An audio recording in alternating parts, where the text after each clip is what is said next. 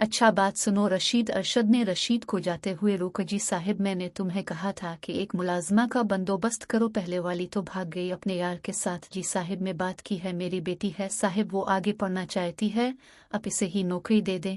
रशीद इस कदर मजबूर था कि अपनी बेटी की भी मुलाजमत के लिए मान गया था और अब वो जवान भी हो चुकी थी। इसकी शादी की बात फिक्र रशीद को फिक्रमंद रखे थी। रशीद का एक ही बेटा था जिसको नशे की लत पड़ चुकी थी। रशीद की बीवी जो अब बीमारी की हालत में थी। घर में फाकों की कैफियत थी। रशीद के बेटे ने अपना नशा पूरा करने के लिए की कीमती चीजें फरोख्त कर चुका था। अब रशीद के पास न कोई सरमाया था और न ही कोई आमदनून का जरिया, बस एक यही नौकरी थी जो कि पिछले 30 बरस से कर रहा थे। निहायत मजबूर होकर उसने अपनी बेटी आमना को आगे पढ़ाने का सोच रहा था, क्योंकि आमना को पढ़ाई का बहुत शौक था और आमना के कई रिश्ते भी आए, मगर हर रिश्ता 40 से लगभग लोगों का आता था। अगर कोई जवान रिश्ता अभी जाता तो वो इनकार कर देते। इसके इस बेटे की वजह से कोई भी इस घर में शादी के लिए राजी ना होता। अच्छा, तुम एक काम करना, कल अपनी बेटी को ऑफिस ही ले आना, नगीना से मिलवा देना। जी साहिब, जी ठीक है साहिब जी। कुछ पैसे चाहिए थे, रशीद ने डरते हुए अरशद से आजिजाना अंदाज में सवाल किया। रशीद, अभी परसों ही तो तुम पैसे दिए थे, अब फिर से चुलू जाओ, अब बाद में लेना। अरशद का ये रवैया नगीना को हैरान कर रहा था, क्योंकि अरशद ऑफिस और बाहर तो सबसे हंसकर और खुश मिजाजी से बात करता था, मगर घर के और ऑफिस के नौकरों से बहुत गुरूर से बात करता था। नगीना ने घर के अंदर कदम रखा, इसकी आंखें फटी की फटी रह गई। अजीम से पहले इतना शानदार महलनुमा घर आज तक नहीं देखा था। नगीना की दाएं साइड पे सीढ़ियां थी जो ऊपर वाले पोर्शन तक जाती थी। सामने कीमती सोफे और लाविंज में एक बड़ी एलसीडी लगी थी। इस घर में 8 से 10 और ऊपर वाले पोर्शन में 8 कमरे थे। ये घर तकरीबा 50 मरले का होगा, जिसकी डेकोरेशन शायद इसने ख्वाब में भी ना देखी हूँ। हर कमरे मावर टाइल्स लगी होती। तुम इधर बैठो, मैं अपनी वालिदा को बताकर आता हूँ। अरशद ने नगीना को सोफा पर बैठने का बोला और खुद कमरे में चला गया। कुछ देर बाद आया और नगीना को उम्मी से मिलवाया। मामा, ये नगीना है जिनका मैंने जिक्र किया था। अरशद की वालिदा ने अलिफ यक नज़र उसे देखा और कुछ बोले बगैर आंखें बंद कर लें। नगीना को महसूस हुआ जैसे इसकी माँ राजी नहीं। अरशद की माँ अरशद से ज्यादा मगरूर औरत थी, मगर अरशद भी इसका बेटा था जो अपना बिजनेस देख रहा था और वालिदा से बात तक ना करता था। इसकी वालिदा अकेली घर में रहकर बीमार हो चुकी थी, मगर अरशद को अपने काम से मतलब था। इसी वजह से इसकी वालिदा उसे समझाती थी, मगर अब वो भी मजबूर हो गई थी। अरशद की हर बात मानना इसकी माँ की मजबूरी थी। अरशद अपनी मर्जी का मालिक था। जुबैदा बेगम, अरशद की माँ, नीम बेहोशी की हालत में थी। हेलो डॉक्टर फराज, में अरशद बात कर रहा हूँ, घर तशरीफ लाएं, वालिदा की तबीयत खराब है। अरशद अब किसी डॉक्टर को कॉल कर रहा था। नगीना, तुम उम्मी के पास बैठो, मैं डॉक्टर साहिब को लेकर आता हूँ। नगीना को अब परेशानी लाहिक हो गई कि वक्त बहुत हो गया है, उम्मी अबू इंतजार में होंगे और रात के 10 बज गए थे। तुम इतने फ्रेश हो जाओ। नगीना ने इस बात में सर हिलाया और अरशद बाहर चला गया। डॉक्टर 10 मिनट में आ गया था। नगीना, तुम साथ वाले कमरे में चली जाओ। अरशद ने इशारे में नगीना से बात की और नगीना साथ वाले कमरे में चली गई। दूसरे कमरे में भी एसी ऑन था। वो जाकर बेड पर बैठ गई। वो वहां बैठी सोच रही थी कि अल्लाह पाक ने किस कदर की रंग खावंद दिया है। डॉक्टर जा चुका था। नगीना शीशे के सामने दुपट्टा उतारे अपने बाल सीट कर रही थी। नगीना के जिस्म से निकलने वाली महक पूरे कमरे में फैल चुकी थी, मगर इसे एहसास न हो रहा था। वो गिनगाती हुई अपने बाल संवार रही थी कि अरशद नगीना की पीछे से कमर की जानिब से बगलगीर हो गया। अरशद, ये क्या कर रहे हैं? प्लीज छोड़ी, कोई आ जाएगा। नहीं मेरी जान, उम्मी सो चुकी हैं और घर पर कोई भी नहीं है। ये वही कमरा था जिधर अरशद ने पहली लड़की के साथ ऐसा ही सब किया था। अरशद ने नगीना को इस तरह से पकड़ रखा था, नगीना को इसका पकड़ना भी पागल बना रहा था। अरशद, प्लीज मत करे, ये सब ठीक नहीं है। अरशद, जो अब नगीना के सामने आ चुका था, इसका चेहरा थामकर नगीना को मुकम्मल मदहोश कर चुका था। अब नगीना ने भी खुद को आज़ाद करवाने की कोशिश छोड़ दी थी। नगीना मुकम्मल तौर पर अपने होश खो बैठी और अरशद के रंग में खुद को रंगवा लिया था। नगीना गुस्सा में लाल पीली हो रही थी। अरशद, अपने अच्छा नहीं किया। नगीना के आंखों से मुसलसल आंसू जारी थे कि अरशद ने नगीना को बहुत प्यारे अंदाज में माजरत की और कहा कि तुम मेरी इस्ते थी और अब भी हो। अरशद, हमने बहुत बड़ी गलती कर दी है।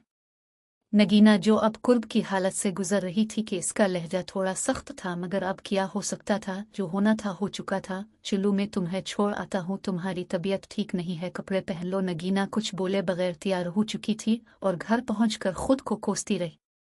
नगीना को कब की रात से लगी हुई थी, वो ठीक तरीका से सो भी ना पाई थी। नगीना ने अपना मोबाइल बंद कर रखा था।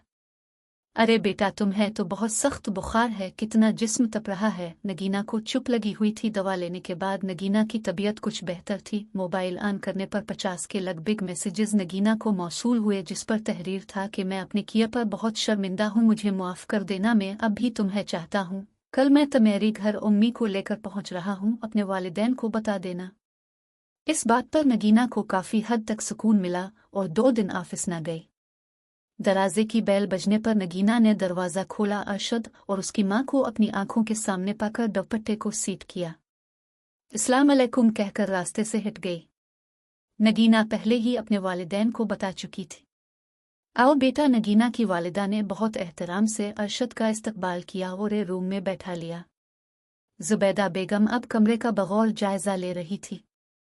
बेटा क्या खाएंगे? अब नगीना की वालिदा ने आने वाले मेहमानों से पूछा। कुछ नहीं उम्मी, खाने पीने नहीं आए। जुबैदा ने अरशद के मुंह से उम्मी का नाम सुना तो अरशद की तरफ घूरने लगी। अरशद ने साथ ही बात को बदल दिया। आओ बेटा बैठो। नगीना की वालिदा ने दरवाज़ा खिलने पर नगीना को अंदर आने को कहा। नगीना के हाथ में चाय की ट्रे थी। नगीना ने ट्रे टेबल पर रखते हुए नजरें चुराते हुए नाराजगी के अंदाज में अरशद को देखा। भरमज़दा चेहरा बनाकर अरशद के ऐन सामने जा बैठी। नगीना की वालिदा ने खामोशी को तोड़ते हुए बात करना शुरू की। बेटा जाओ, बाकी का भी ले आओ। अच्छा उम्मी, जाती हूँ। नगीना के बाहर निकलते ही नगीना का वालिद कमरे में दाखिल हुआ और बेहद खुशी से अरशद को गिले लगाकर मिला। कैसे हो बेटा? बहन जी अब कैसी है? नगीना के वालिद ने अरशद की वालिदा से हालो अहवाल पूछा। जी भाई साहिब, अल्लाह का शुक्र है कहकर हल्की सी मुस्कुराहट दी और साथ ही बात शुरू कर दी। भाई साहिब, हम लंबी चौड़ी गुफ्तगू के कायल नहीं हैं। मुझे आपकी बेटी को अपनी बहू बनाना है और हम हाथ मांगने आई हैं। मुझे आपकी बेटी पसंद है। जुबैदा न चाहते हुए भी बेटे की जिद और खुदुक की मजबूरी की वजह से आमादा हुई थी। जुबैदा का मानना था कि अगर बहू आ गई तो अरशद मुझसे मजीद दूर हो जाएगा। जुबैदा गुस्से की भी तेज थी। ये बात सुनकर नगीना के वालिदैन एक दूसरे की तरफ देखने लगे। वो कुछ लम्हा खामोशी के बाद नगीना की वालिदा ने जवाब देना शुरू किया। जुबैदा बहन, कौन नहीं चाहता कि हम अपनी बेटी की शादी ना करें, मगर हम डरे हुए हैं कि लोग क्या कहेंगे कि जिधर नगीना नौकरी करती थी उधर ही शादी कर ली। आंटी, लोगों का काम है बोलना तो उन्हें बोलने दिया जाए। मुझे एक बात का जवाब दे, जब तक आप अपने पुराने घर में थे आपके तमाम रिश्तेदारों में किसी ने भी आपका साथ दिया? अरशद ने नगीना के वालिदैन से बात करना शुरू की। वो तो बात ठीक है बेटा, मगर हम इज्जतदार लोग हैं। हमने वो दिन भी देखे हैं जिनका आप सोच भी नहीं सकते। आंटी, मैं सारे हालात से वाकिफ हूँ। अब छोड़ दे बाकी। जुबैदा, अरे बाजी अब खामखा परेशान हो रही हैं, हम सीट कर लेंगे, अब बस हाँ करें। हमने अपनी बेटी से भी इसकी मर्जी जाननी है, तभी जवाब दे पाएंगे। अब नगीना के वालिदैन कदरे फिक्रमंद हो चुके थे। अच्छा अब इजाज़त दे, मुझे किसी काम के सिलसिला में जाना है।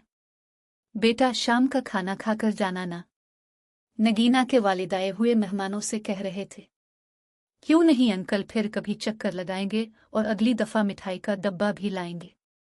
तमाम अफराद इस वक्त खुश थे। ये सब बातें नगीना दरवाजे पे खड़ी कान लगाकर सुन रही थी। नगीना के दिल में लड्डू फूट रहे थे। आखिर का उसे इसकी मोहब्बत मिलने जा रही थी, मगर अब अरशद के सामने वो खिली किताब बन चुकी थी। नगीना इस हवाले से थोड़ी परेशान थी। जैसे ही अरशद और जुबैदा बाहर निकले, नगीना एक साइड पे होगी। नगीना अपने कमरे में आराम करने की नीयत से गई। अब वो वालिदैन के आने का इंतज़ार कर रही थी। इसकी सोच के मुताबिक इसके वालिदैन ने इसी बारे में बात करना थी। नगीना बहुत खुश थी। बेटा हमने ज़रूरी बात करनी है, तुम्हारे पास आए थे रिश्ता लेकर और उन्हें सारी बात का पता भी है। बेटा अगर तुम हाँ करोगी तो हम आगे जवाब दे गए। नगीना कुछ लम्हे सोचने के बाद वालिदैन से कहने लगी। उम्मी अबू, आप लोगों को हक हासिल है, जो आपका दिल है वो करें। अगली सुबह नगीना घर से बेफिक्र होकर निकली। इसी स्टॉप पे खड़ी हुई जिधर इन दोनों की पहली मुलाकात हुई थी। आज नगीना अरशद का काफ़ी देर से इंतज़ार कर रही। अरशद का नंबर भी बंद जा रहा था। नगीना के दिल में वहम आने लगा। वो सोचने लगी कि अपना मतलब निकल गया है तो शायद छोड़ना चाहता है। अगर छोड़ना होता तो मेरे घर रिश्ता ना लेकर आता। नगीना बेचैन हुए जा रही सी के सामने आने वाली गाड़ी के हॉर्न ने नगीना को अपनी तरफ मुतवज्जे किया। कार नई लग रही थी। जब गाड़ी नगीना के सामने आ रुकी तो नगीना की जान में जान आई और जाकर गाड़ी में बैठ गई। अरशद आज कुछ परेशान लग रहा था। क्या हुआ अरशद, आज लेट क्यों हुए? और तुम्हारा नंबर भी बंद जा रहा है। कुछ नहीं नगीना, मोबाइल की बैटरी लो हो गई थी। नगीना उम्मी नहीं मान रही। इस लफ्ज़ ने नगीना के होश उड़ा दिए। जो भी तमेरी और मेरे दरमियान हुआ है इसके लिए शर्मिंदा हूँ। नगीना की तबीयत खराब होने लगी और चक्कर आने लगे और बेहोश हो गई। होश आने पर नगीना ने खुद को बेड पर पाया। अपने सर पे हाथ रखे हुए अरशद की तरफ देखा और सब याद आ गया। अब कैसी हो? अरशद निहायत परेशानी के आलम में नगीना का हाथ अपने हाथ में थमता हुआ नगीना की तरफ देख रहा था। नगीना ने अपना हाथ इसके हाथ से छुड़वाते हुए नागवार नजरों से अरशद को देखकर मुंह फेर लिया।